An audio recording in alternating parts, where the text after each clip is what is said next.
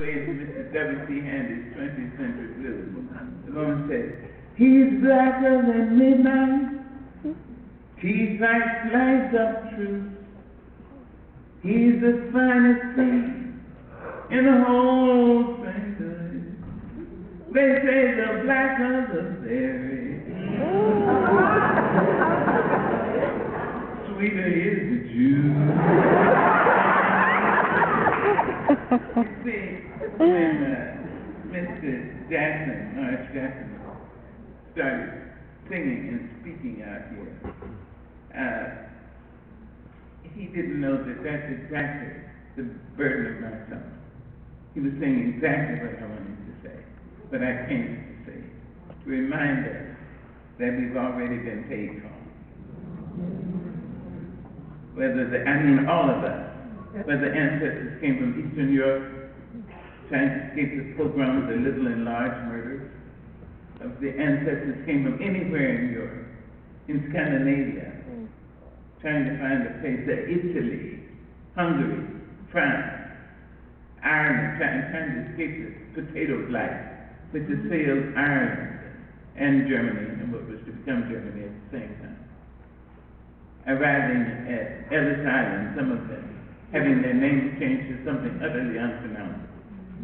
If the ancestors came from South America, the islands, if they came from Asia in the 1850s to build this country, to build the railroads, unable legally to bring their mates for decades, or to even own property in the country they were building, or if they came from Africa, unwillingly, lying spoon fashion, that's back to belly, in the filthy hatches of slave ships, in their own and in each other's excrement and urine and menstrual flow. They have paid for each of us already. Already! It's amazing. Once you really get that, see, already, you are free enough to try to free somebody else. You know, I didn't even mean to come to this so early, but it's my blessing to have had some impact on some of the comedians in our, and singers and musicians. But particularly, I thought of this because of something I just said. Years ago, I had an impact on Mr. Richard Pryor. Years ago, Mr. Pryor called me. I was in New York, and he said, Miss Angelou, I would like you to write a piece. I'm going to have my first television festival. So I said, I'm sorry, Mr. Pryor, I don't write comedy. And he said, oh, no, ma'am, just call me Richard. He said, I didn't want comedy. You see, I have this fellow, Willie, and I make people laugh at him on the records and in Las Vegas and in all sorts of nightclubs everywhere. And I just wondered, what does his wife think? I said, thank you. Thank you very much. I said, oh, I'll see if I can do it. Grateful. He said, I asked him how long was he? He said 4 minutes. And he asked would I come out to California and do it on NBC. I said, yes, sir. I'll be glad to. So I wrote a piece. I went out to NBC, to the studio, and there was Richard Pryor, Fox, Red Fox, Flappy White, and that lady who played the aunt, Laverne,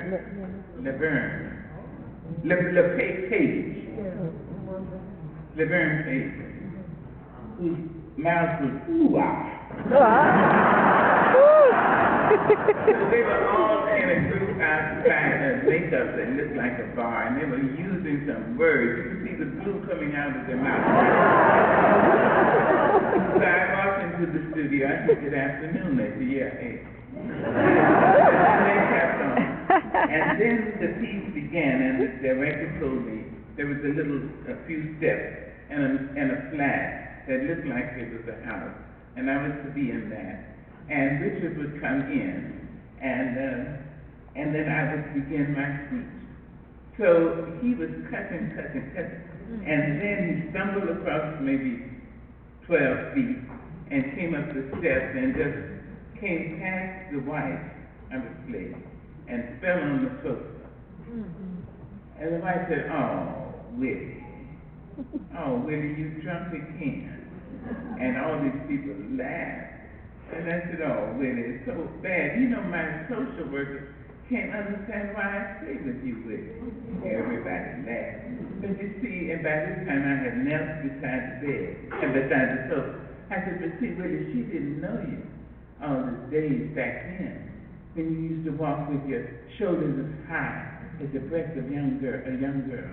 She didn't know you, Willie, when you said, 'You be my king, and I'd be your queen.' She didn't know you, Willie, all those days when you said you would always respect me, and you would help me to respect you. She didn't know you. She didn't see you, Willie, all those times you walked up to the welcome table and came back with nothing but crumbs. She didn't see you when your shoulders fell down and you lost your spirit. She didn't see you then, Willie. She didn't know when you called the first a Negro a nigger. She didn't. I said, "Willie, you know you can't use a word like that in the house." She didn't know you when you called all our people that word. And she wasn't there, Willie, when you called me one. By this time I'm on the floor beside the sofa. And I said, "But Willie, see, I'm going to be with you. I mean to go out with whom I came in with. And I know you can change. And I'm going to be with you to see the change, because I love you, Willie." It was Richard Pryor rolled off the sofa onto me, and we were both weeping. I mean, sobbing. And we stood up, and I said to the director, "Would you like to see another rehearsal?"